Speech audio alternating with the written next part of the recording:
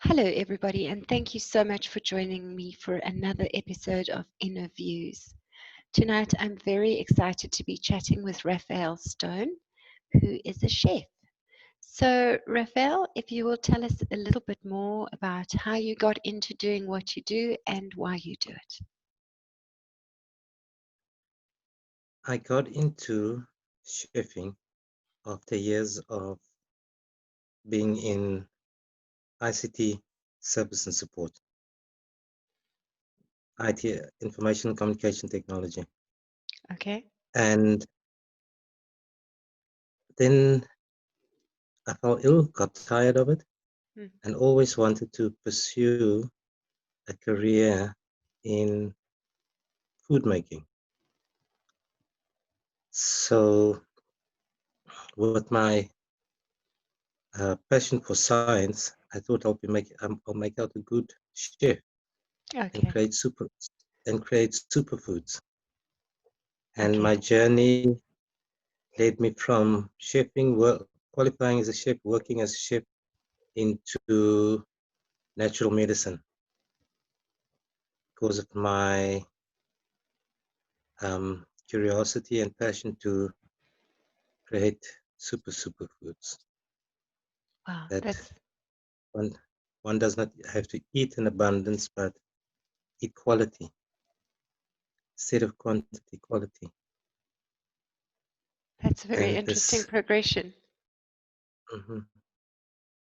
So yeah, that's where I am now Okay. in creating foods, and I'm in a organic foods environment.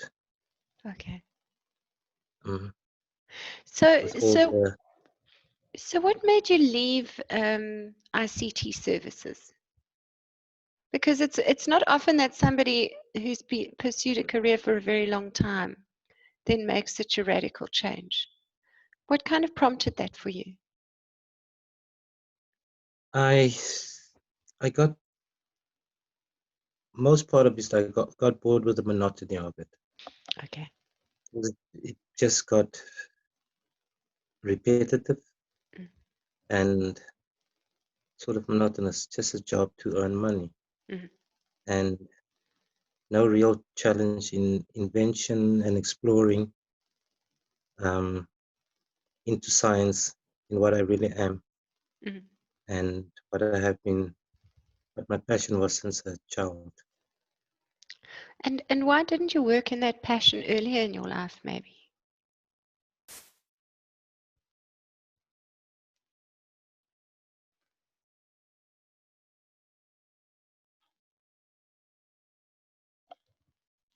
So why did you go into ICT if it wasn't your passion? It was the highest paying jobs Ah, at that time, and okay. my dad gave me two options: either to finish my um, Bachelor of Science and Teaching degree Hmm. and become a teacher, or I get a job, Hmm. but not in hospitality and playing Okay. around, because that is where he also started out as his part-time income while he was studying to become a teacher. Okay. Okay. So do you wish that you'd actually started following your passion earlier in life, perhaps? No, not really, Okay. um, because through my career in ICT, I've learned a lot, Okay. um, and I've been a lot of places and had Okay. wonderful experiences, Okay. especially in the realms of project management, building up systems, getting systems working perfectly, Mm. that kind of thing. What uh, Okay. what um, what it's all about, and building in systems that when we do this calls like these, that Yes. we don't get interrupted by power outages.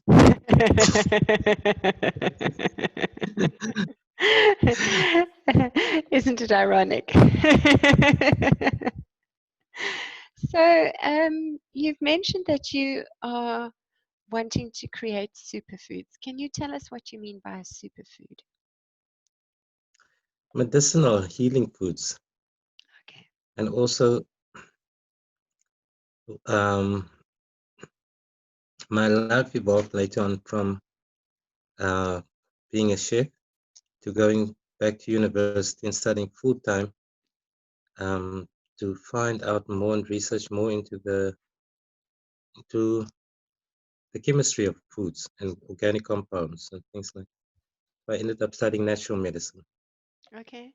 at UWC, and this is how I thought I'll be able to fulfill my dream, creating foods that can be available all over the world, following the soil green dream.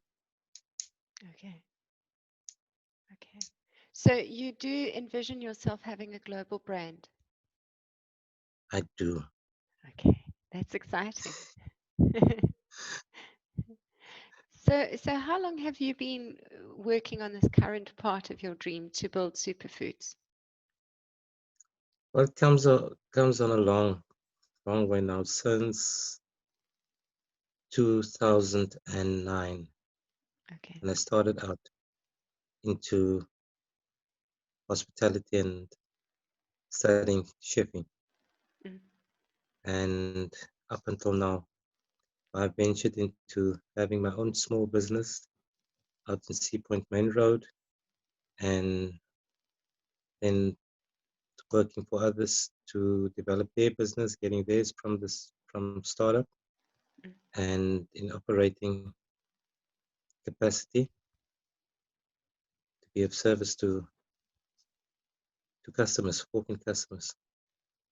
Okay. And what does your business in Sea Point look like? What do you sell to people there? I work for a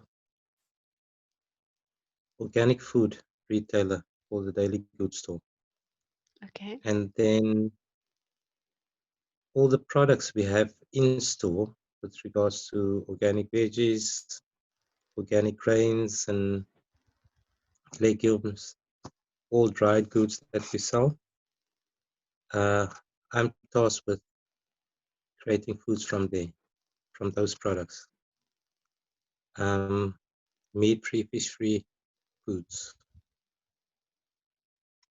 Luckily I've got dairy to use, Okay. so, so I'm not that extremely limited Okay. to my Okay. choice of ingredients. Okay. And are you finding that the general public are moving more and more towards that kind of style of sourcing food? Or is it still something that only the Okay. bunny huggers and lentil eaters do? I stay behind the lentil curtain, mind you, because the South Peninsula is recognizes the lentil curtain of Cape Town, Yes, and absolutely. people are, especially now with regards to this COVID pandemic and all the advice and that flies around the media and everywhere, and discussions about health and being more health conscious. Mm, The points of um, being a conscious eater, consuming less meats, are becoming a reality. mm, Um, and the world should have long moved, I think, into that direction instead of breeding animals for commercial purposes mm, and food consumption. mm, I'm not a vegan or vegetarian or nothing mm. like that, but I'm a very conscious eater, and I do not even mind if for the next 2 or 5 or 10 years I don't find meat on my plate, Okay. in my diet. So Yeah. do you have ways for replacing that protein? At the moment, my personal choice of replacement, natural replacement, is liver. Okay. So when I get liver, because it's got the highest content of vitamin B12 in it, Mm-hmm. and I have found that um, lack of vitamin B12 can eventually shut down the brain. The nervous system will lead to that over time period. I do Okay. not think a person can cross the threshold like I have in my previous vegan dietary lifestyle Mm. of about 4 years back. I went onto a vegan dietary lifestyle that one cannot omit B12, and I also feel it's something I would love to research more and work in collaboration with people that are interested in that realm of foods, Mm. um, to create a vitamin B12 injection through food. Okay. Okay. That's very interesting. And now during COVID-19, how do you recommend people eat to boost their immune system?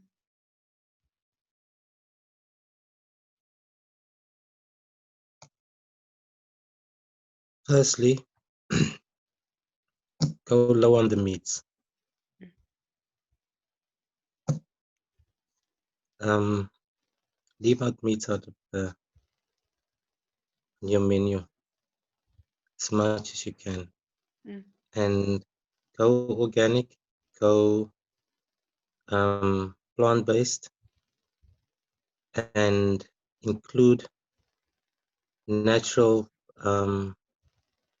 organic immune boosters and immune control uh, substances like teas. Mm. Valols, the Artemisia afra, is one common one. It's not so common now anymore because it's in high demand, Mm. but there are quite a few um, organic plants out there that is that has got immune boosting capabilities Mm. and high anti-inflammatory capabilities. Mm. I'm currently busy with a project to grow as much Artemisia afra as I can every week. Yesterday I was busy in the garden, sowing putting in the first seed of Artemisia afra, which is a very difficult task or extremely um, difficult to get the plant growing from that stage, from seed. Because the Mm. seed is like dust, and it Mm. has to be treated like it is in nature Mm. to have a chance to have even a remote chance of getting any plants from the Mm. seeds or seedlings growing and the seeds germinating. But I will, just like other things in life, I will master it and I will find out the secrets to it. Mm. And eventually, maybe I will be able to find the elixir of youth that I so much am seeking because I really believe it does exist. Okay. Maybe in lifestyle, maybe in conscious lifestyle, maybe in thought meditation, but I believe there is a recipe um, for youth rejuvenation Mm. through one's lifestyle. Mm. Mm. Now, you mentioned that Artemisia is in high demand. Does that mean it's becoming almost harvested out in its natural environment? Not like in that sense, but what is available is way lower than the supply. But my landlady is busy. She's just started um, packaging and producing her own brand of Valaos tea, and she she cannot she cannot meet her demand for it. The Okay. supply and she won't be able to meet it, not this year, not next, unless people come together um, that are very passionate about it Mm. and go into a farming, cultivation, agricultural project of growing these plants in hectares and hectares full of it, like Madagascar does. Okay. We should have long gone into that and use our indigenous herbs Mm, and research into that to go into commercial farming of it mm, as a supply market, because our natural resources, it won't sustain the current and future demand in mm, these films. mm, mm. And how do you feel about honeybush? Because I know here where I live near Uniondale, honeybush is very sought after, and it's slowly the natural supply is becoming harvested out. Do you see that also Mhm. happening with Artemisia? I hope not. Mm, I hope I can with a group of entrepreneurs jump into it and create a project that we can um, grow sustainable crops in it instead of harvesting the natural resources of it. mm, mm, mm. And do you use honeybush at all? Oh. Sometimes, Okay, sometimes, because honeybush is also very. I would love to also get a hold of lots of honeybush. We have been trying for the past 2 years to get hold of it and create a product and put it on the market as honeybush tea. okay. But you know,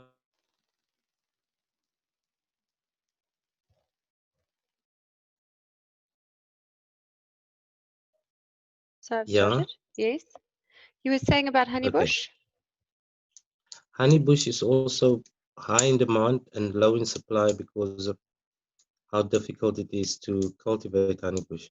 Mm, There is a farm out in that region that has mastered the art of growing it from seed, mm, because it's got a similar seed to the Artemisia, mm, that the seeds that are just like dust, mm, not real seeds that one can put in the ground, but um, just a clump of dust that normally settles down in the earth. It's covered by dust and over time germinates due to the moisture in the ground. And this week I'm planning to watch a couple of videos on how the Germans do it, mm, because they came from Europe and they started those projects here in Africa, mm, grow Artemisia and all these other indigenous herbs mm, and teas that we find here that mm, is healthy. So that is really healthy. mm, mm, So yeah, I think it's high time the entrepreneurs in South Africa band together and we get things like that going. mm. I think now is a great time for entrepreneurship actually because It's the best time. It's the mm. best. Those jobs just aren't out there, are they? Yeah. Yeah. So what do you enjoy the most about what you do, Raphael? Um, Bringing solutions to people that they never thought exist. That's wonderful. Um, I've, I've got a, I've met up with one of the locals and befriended her when about a year ago when I moved to Muizenberg, and she had eczema on her elbows, and I just went into the hills, harvested some aloe vera leaves, and made a aloe gel Mm, from the inside, removing all that bitterness before I processed this into a drinking form. And it worked for her. mm, And just like it worked for my father. And it will work for lots of people, but it's about, I think it's more about becoming aware, informed, education into one's own health, and especially now um, with this pandemic and these viruses that are going around the globe. Um, I think the most important thing before even learning how to do finances is to learn how to stay healthy mm. so that one can, for a long time, be able to manage one's finances after learning how to. It's even more important than driving a car. Yes. I, that awareness is highly important for everybody, that they can at least go and research and read up into the cellular level of of animals, human beings, plants, that they can understand that and how it works. Of course, it isn't rocket science. It is a little bit of long reading and long studying, but it Mm, isn't rocket science. mm, And it's much more important than a driver's license mm, or a bank card or things like that. mm. Stand or even I won't say matric because life science is in matric, but all the other things besides life science is important. It's the most important. It's Yes, more important than knowing how to operate a computer or phone. yes, yes. So you're And speaking to somebody who for 30 years kind of deferred good eating and good sleep. It was something that other people did. And now that I'm approaching 50, this 2020 has really been a year for me of learning what self-care really means. And that means mhm, getting enough food and getting enough sleep and taking care of myself on that very basic level. I think mhm, modern man is very quick to push those things aside and say, well, I'll think about that later. mhm, exactly. Don't don't worry, I've also been there, but one comes to realize daily Mm, that one has to take care of oneself mm, and get in love with caring for oneself, mm, being healthy, keeping healthy. mm. So, if anybody would like to get in touch with you, Raphael, if there are entrepreneurs out there who'd like to partner with you, if there are people who are into what you're doing who would like to have conversations with you about what you're doing, how can they get hold of you? Um, WhatsApp, Telegram, and Facebook, I think, will be the fastest. Then there's LinkedIn, Instagram, those platforms that they also can connect with me. Okay, and But are I you would love to Raphael Stone on all of those platforms? on all the platforms on Raphael Stone, or they can email me on chefraysfood@gmail.com. That is CHEFRAYS food@gmail.com. Okay, that's awesome. Thank you so much for sharing your wisdom with us today. That was an absolutely fascinating conversation. I appreciate talking to you very much. And do you have any parting words for the people watching tonight?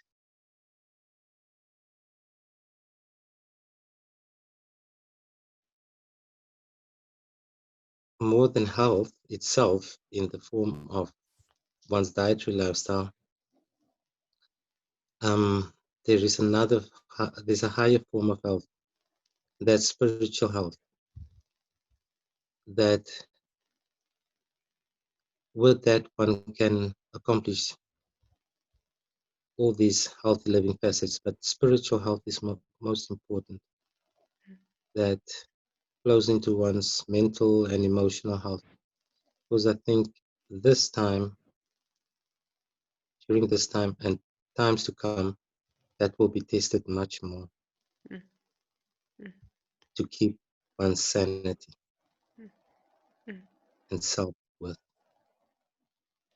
Thank you so much for your words of wisdom. I've really enjoyed talking to you tonight. Thank you, Melanie.